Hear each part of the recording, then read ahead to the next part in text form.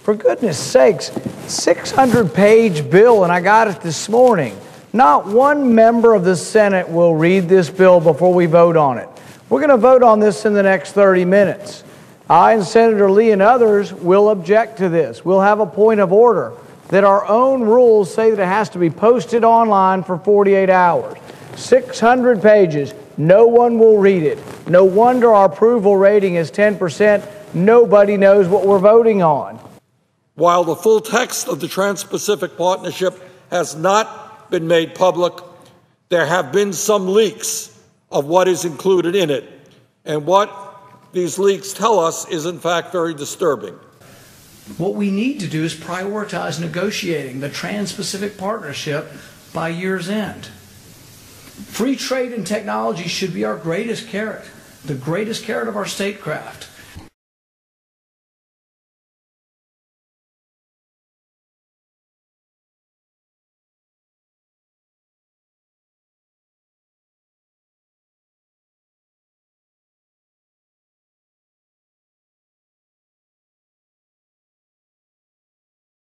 So you have said part of the problem here is that the public can't read this deal. Therefore, Congress shouldn't grease the wheels to it being okayed before the public can find out what's in it. Have you been able to read the deal?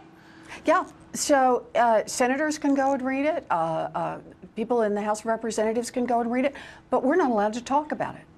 So now it's the case that the president says that he wants the American people to judge this deal based on the facts.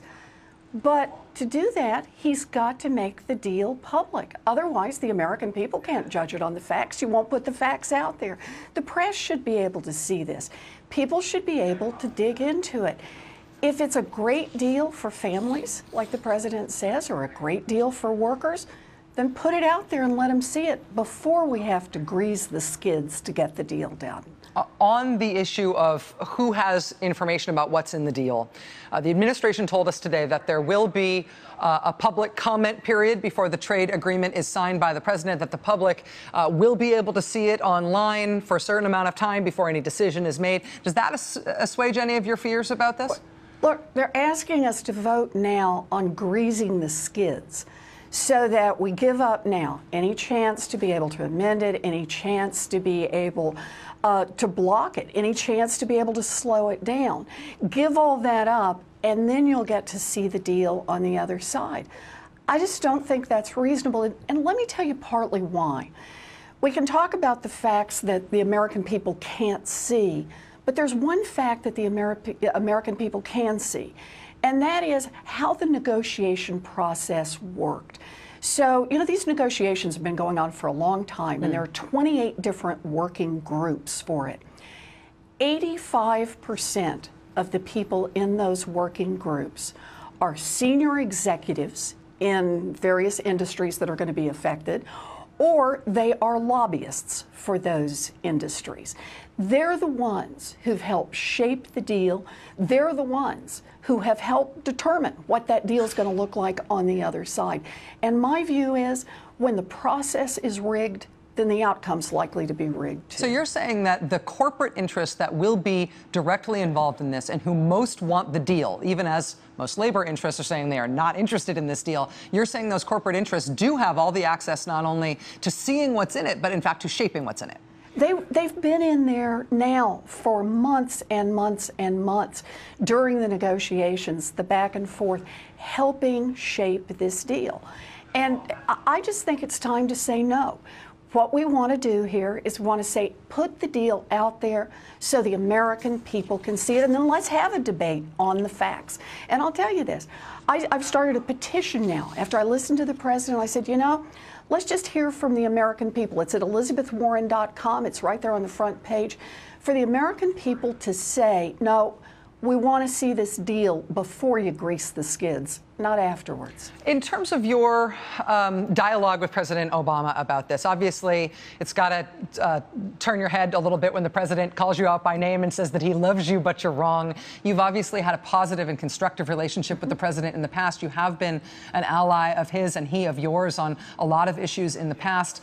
Is it a surprise to you that you find yourself at such odds with him on this? And do you see any possible path where you two may end up agreeing or more on the same page about this? Are you inextricably at odds on this? You know, I'm always here to talk to the president and to try to be constructive in any way possible. But let me remind you about this greasing the skids part of it. This is a deal that lasts, the greasing lasts, at least until 2018.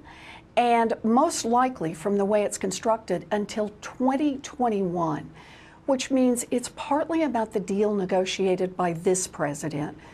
But look, I hope we have great people that I love in the White House. I hope we have great people running the Senate and the House. I want to see Democrats in charge everywhere. But do understand, once the skids are greased with this Trade Promotion Authority, it lasts into the next president and potentially even the president after that. They will have the same capacity to run these deals through and to run them through with very little input from anyone other than the industries that are involved, and with very little oversight from the public and virtually no ability to stop it from the Senate or the House. And that really has me worried. It looks like the fast track authority may go ahead. Obviously, that you guys have slowed it down. Your complaints have really, I think, changed the trajectory by which it would have been discussed without you being so vocal on it, you and Sherrod Brown and Bernie Sanders and the other leaders on this issue. If you don't win the vote and the fast track authority is approved, are there other ways that you think that you can get your point across on this? You know, I think part of this is making sure that people are heard from. You know, for me, this is basic democracy 101. I want people to be able to see the first deal that's lined up before they say, yeah, it's okay, let's put Congress on a fast track to make that sort of thing work. I want them to be able to see it. I want them to be able to debate it.